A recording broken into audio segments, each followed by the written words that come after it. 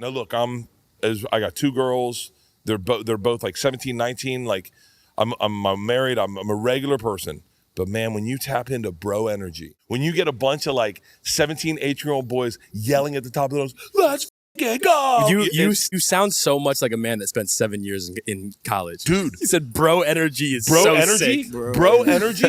Let me tell you something. I'm being dead serious. Welcome back to another video. Thanks for joining me. Shout out to any new viewers. Hope you enjoy the show. And I've got a couple of Easter eggs for my regulars. So just before we get into the time Bert Kreischer made Rogan snap, I want to point out a couple of interesting things about Kreischer's appearance on BS with Jake Paul, as well as something we've been waiting for from Tom Segura. He finally addressed the airport incident. So if you've been following Bert's social media accounts, you'll know that around a week ago, he just finished his 83-day body transformation. He supposedly stopped drinking and adopted a carnivore diet, some sort of keto diet, which led to a 40-pound weight loss. And judging by the photo he posted, he was actually moving in the right direction. I mean, he's almost moved up to dad bod territory. So that's why when he said this on Jake Paul's podcast, which was posted on November 3rd, it reminded me of something. Say to What's that. the secret? Keto and not drinking. Keto's very fucking Are you sober? hard. Yeah, I've been, not California sober. Yeah, okay. Like I smoke But you're weed. not drinking at all? No, I haven't drank in like, I don't know, like 50 days or something. Wow, congrats. Yeah, and I've been in ketosis for 50 days. Wow, That's so today's your crazy. first day back drinking. Congratulations. Oh, thank you. Thank you Can very we much. get this man on? So using the powers of advanced deductive reasoning, this podcast was recorded well over a month ago. Now, let me say again, I've said this before, there's nothing really wrong with that, but for my regulars, we've been following this pattern, particularly with Bert and Tom. They seem to be the most notorious for banking episodes weeks and months in advance.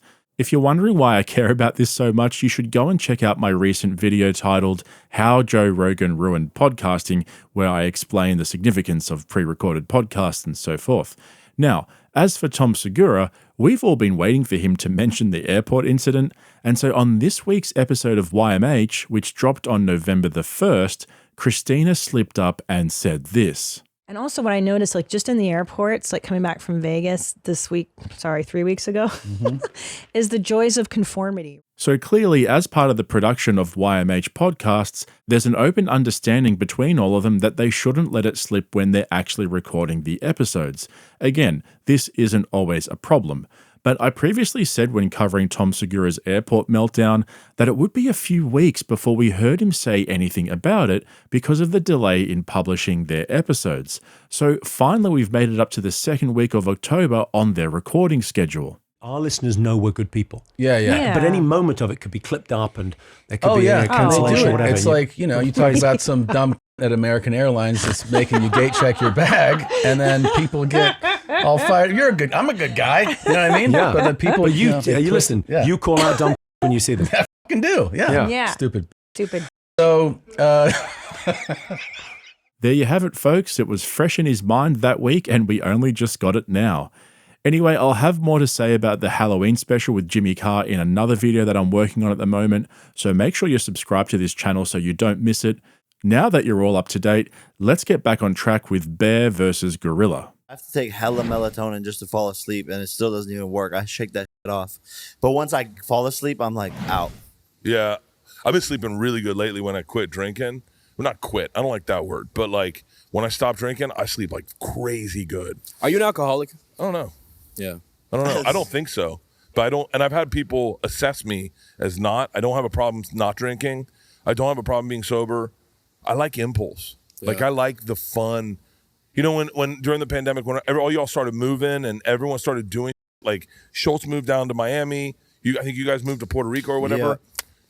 I'm married with 2 kids. I got really depressed because I was like, I want that. I want the newness. I want the sparkle in life where you get to explore a new city and be like, dude, this is where we're living.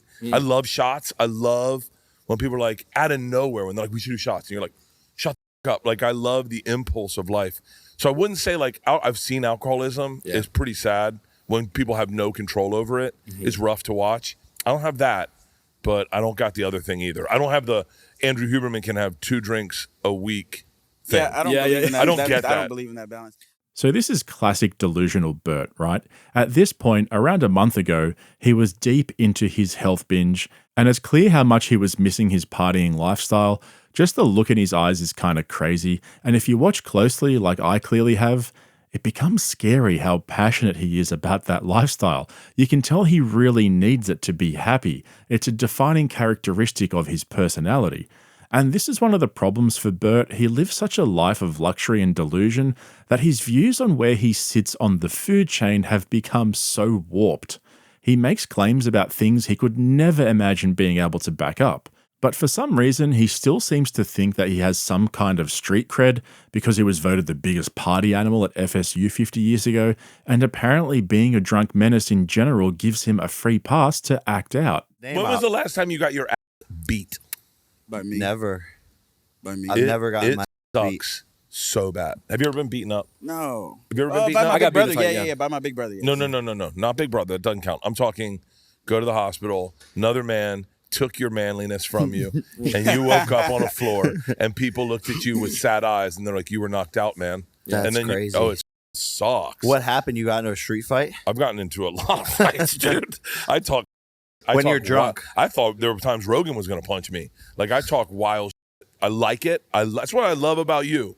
But you seem to back your up. I love dudes that get out over their skis. I love Dion. I love all that. That's why I love Izzy, man. I love that. And that's why I love you. It's also why I love Nate Diaz, the Diaz brothers. Yep. I love them because of that. That's why I love Connor. I love all that. But I was the guy that did it and then just couldn't back it up. I love how he names some of the best fighters in the world as examples of guys who are loose-lipped and how he loves that, but then quickly realized that he's just like them, but without the world-class fighting and toughness to back it all up. And that's how he got into deep water with Joe Rogan. When he's hanging around with his other comedy brain buddies, there clearly are never any consequences. Remember all that drama about him getting Thai food for everyone at Mark Norman's bachelor party and Joe List ordering pizza instead, so he completely lost his marbles and threw a temper tantrum? And his friends just seem to think it's funny, cause classic Bert. But that doesn't fly with someone like Rogan. Rogan's built different. I need to know when's the time that you thought Rogan was gonna fight you. Oh, a million times. I've had you a million times. First Sober October. I thought he was like livid with me because I was challenging. I was talking. He did this video. I thought it was funny. He did a video where he was like, Sober October. And, it's Joe. He's all positive. I'm out here. I'm really getting after it on the hills. I'm doing 2 miles. And I got my dog Marshall with me. What's up, Marshall? So I did a copy video. I was like, That's so funny though. I go, I saw you, Rogan. I saw you do 2 miles. Every 2 miles you do, I do 4 miles. And I brought my dog too. Priscilla, well, where's my dog? I thought it was a joke, right? All Rogan heard was, you do 2, I do 4. Rogan goes, F it, I do 10. Yeah, and then the next day, I think he did like 20 miles of just running on treadmills. And I was like, wow. So these competitions that Rogan does with his buddies are a recipe for disaster, right?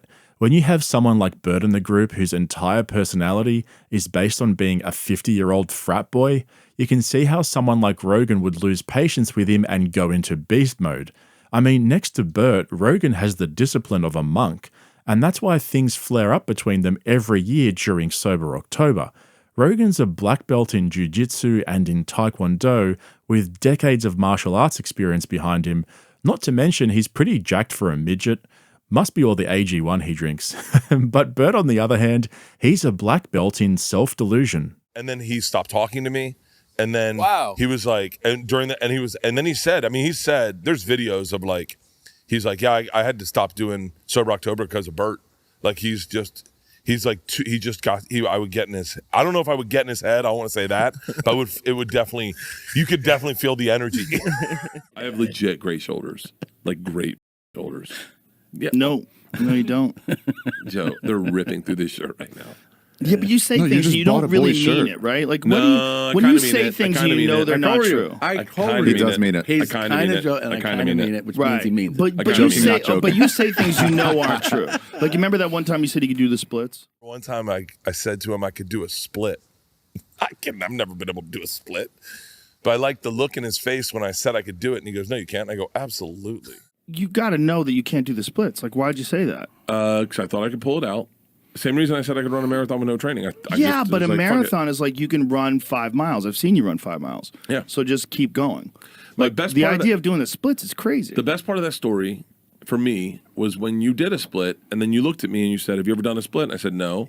And then in your eyes, you go, like you're almost trying to talk to an island of people you discovered. You go, "What made you think you could do that?" And I go, "I don't know." And you went, Why could you you're like, do "But it?" what? You've never done it." And I said, "Yeah, I know." And you go, "And you were willing to hurt yourself?" And I was like, "Yeah, I was going to see if I could do it. I just thought I could do it." So I started doing it, and he thought for a second I would do it, and that look was hilarious. And then he goes, "Wait, you can't do a split?" And I go, "Yeah, no shit." And he goes, What made you think you could do a split?" And I was like, "I don't know. I'll blow out my traps I'll blow out my quads to do a split." But it takes a long time to get that flexible. That's not a normal human thing. I don't know. I just roll the dice. Yeah, I like that energy though. Yeah, that's the energy of being. That's Cinderella story energy. That's not a Cinderella story. That's a torn hamstring story. Yeah. But like I like. Do you find yourself in that situation often where you speak before you actually think? Like you promise something? Yes. And does that come with being a comedian where it's like you Dude, my only goal is to lighten your day. I'm not you. I'm not going to prove anything. I can't. I have nothing to prove. When I did Secret Time, I didn't realize that it already happened until they did the billboard of it. And they did the billboard, and I go, "That's not my stomach. My stomach's tight." And it was complete. You have the craziest, most delusional perspective. I think I have dysmorphia. The text message you sent us the other day, "I could do more push-ups than anyone in this group." I think you can, Bert. If cheap push-ups, Marky Marks. But cheap push-ups I could do for days. I knew. I knew it was like vintage Bert. You know, I've been thinking about this a lot lately, and aside from realizing that I need to get a life and stop thinking about it, I also realized something else. Joe Rogan's stuck with Bert. He can never get rid of him. And a lot of us have been speculating for years as to whether or not Joe realizes what he's created, and I honestly think he's well aware of it. He's been pushing so many of his friends into the spotlight for so many years that he's responsible for a lot of the success that they enjoy. Okay, that part we already know, right? But what happens when one of his main buddies starts to implode? Like, how does he deal with that?